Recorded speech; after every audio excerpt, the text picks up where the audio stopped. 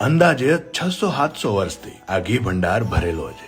ચમત્કારની વાત એ છે કે આ ઘીમાં ના તો જીવજંતુ પડે છે, ના ઘી બગડે છે કે ના દુર્ગંધ મારે છે. હું વાત કરી રહ્યો છું ખેડા જિલ્લાના રઢુ ગામે આવેલ શ્રી કામનાથ મહાદેવના ઘી ભંડારની, કે જેમાં અંદાજે 1300 ગોળીઓ ઘીની ભરેલી છે.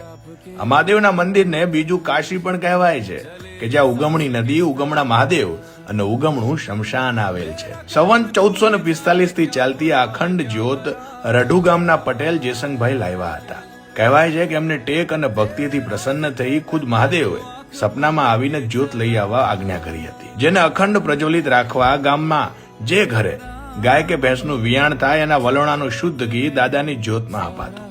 પછી તો મહાદેવ એ ભક્તોના ધાર્યા કામ કરતા રહ્યા અને ભક્તો માનતામાં ઘી ચડાવતા રહ્યા. આજે તમે જે ઘી ભંડાર જોવો છો એ મહાદેવમાં ભક્તોની આસ્થાનું પ્રતીક છે. તો તમે પણ આવજો ક્યારેક રઢુ ગામે મહાદેવના દર્શને. આવા જ અવનવા વિડીયો જોવા માટે ફોલો કરો NTV ગુજરાત ન્યૂઝને.